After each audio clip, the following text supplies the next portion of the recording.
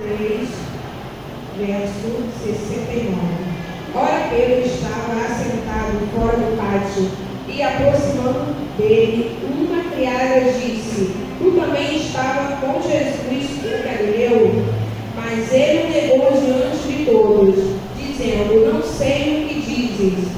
E saindo um vestíbulo, outra criada o viu e disse: Os que ali estavam, este também estava com Jesus o Nazareno.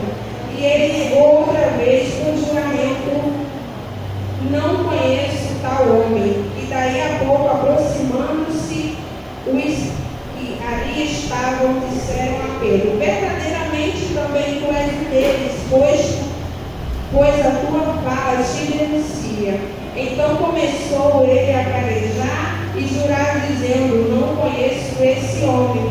E imediatamente o galo cantou, e lembrou-se Pedro das palavras que Jesus dissera: Antes que o galo cante 3 vezes me negarás. E saindo dali chorou amargamente. Aleluia. Irmãos, esse Pedro aqui é um dos discípulos, dos outros discípulos que o Senhor escolheu para seguir a ele, né? Pedro. E na Bíblia fala que Pedro era um dos mais próximos, né, de Jesus. Pedro, Tiago e João. E Pedro, o seu início de história com Jesus já começa com milagre. Depois de uma noite sem pegar nada, Jesus chega, pede para Pedro lançar a rede de novo, e é o primeiro milagre que Pedro vivencia com o Senhor. E Pedro vendo que não estava ali diante de um homem normal. Aleluia. E aí começa, Jesus fala: segue-me, porque a partir dali o Senhor queria que Pedro fosse pescador de almas. E Jesus larga, e Pedro larga tudo para trás e segue Jesus. Aí na Bíblia, irmãos, eu comecei a estudar essa palavra e eu vi as coisas que Pedro vivenciou com Jesus, as maravilhas. Pedro teve a pesca maravilhosa. Jesus chamou e ele seguiu. Pedro caminhou sobre as águas. Pedro viu diversas curas que Jesus fez. Pedro viu Jesus curando a sua sogra. Pedro viu Jesus transfigurado no alto do monte, juntamente com Elias e Moisés. E quando eu vi essa palavra, se a pessoa não tem escrito aqui o nome de Pedro, que ele negou 3 vezes, eu falaria qualquer um dos discípulos, menos Pedro. Porque Pedro era um dos mais próximos. Pedro era um homem de temperamento muito forte, que o Senhor foi moldando ele. Mas Pedro também era muito impulsivo. Pedro achava que as coisas eram do jeito dele, e muitas das vezes ele se afobava nas coisas que ele fazia. Mas Pedro estava ali a todo tempo com Jesus, né? E Jesus já tinha avisado a Pedro que Pedro negaria, porque Pedro, às vezes, tinha uma autoconfiança que muitas das vezes nós cristãos temos, e a gente tem que ter cuidado, porque nós temos que saber que nós dependemos totalmente da graça de Deus. E Pedro vive nesse caminho todo ao lado de Jesus, né? Só com as maravilhas, só com os milagres, com as curas. Pedro tinha uma autoestima meio elevada. A verdade é essa. Aí cheguei na prisão de Jesus. E Jesus já tinha falado para Pedro, me negará 3 vezes. Pedro chegou a jurar que não negaria Jesus, porque Pedro, ele era um homem, e tipo assim, Jesus, ele queria estar sempre à frente dos outros discípulos, né? Pedro era muito ousado. E quando chegou no dia da prisão, Pedro se inventa de ir de longe olhar a prisão de Jesus. E naquele momento ali, quando reconheceram Pedro, ele viu o negócio que eu mostrei porque Pedro negou Jesus. Pedro, a partir daquele momento ali, ele viu que ele tinha uma fraqueza. Mas que fraqueza é essa? É a fraqueza que todos nós temos. Aleluia, Jesus. Aleluia. E aquele momento ali era necessário acontecer com Pedro para poder se concretizar aquilo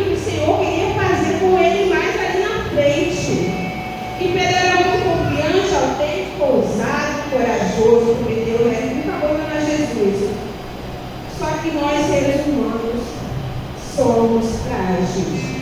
E temos que saber que nós necessitamos da graça de Jesus. O tempo da misericórdia, que nós somos merecedores. Porque a partir do momento que eu e você achar que nós somos sons, que nós já estamos salvos, a gente já não depende mais de Jesus. Aleluia, Jesus. E eu fico imaginando ali a tristeza de Pedro olhando para Jesus, porque na Bíblia também fala, não é Mateus, mas acho que lá em João fala que ele nega olhando para Jesus. Aleluia! E quantas são as vezes que nós negamos também, né? Pelas nossas atitudes, às vezes pela fala, pelo andar, pelas nossas companhias, até mesmo pela omissão. Às vezes a gente nega Jesus, a gente não fala, eu sou cristão, eu sou evangélico, dessa palavra, muitas das vezes a pessoa está do seu lado ali e você perde aquela oportunidade de estar pregando o evangelho. Aleluia! E Jesus foi preso, foi crucificado, morreu. Mas no terceiro dia Jesus ressuscita. E depois ele encontra Pedro. E eu fico imaginando como ficou a cabeça de Pedro depois da morte de Jesus. A Bíblia fala que Pedro voltou a pescar, creio que desanimado. Mas outro ponto também que me chama a atenção, o Senhor já tinha falado para ele tudo o que ia acontecer, mas mesmo assim os discípulos ficaram com medo, né? E Jesus,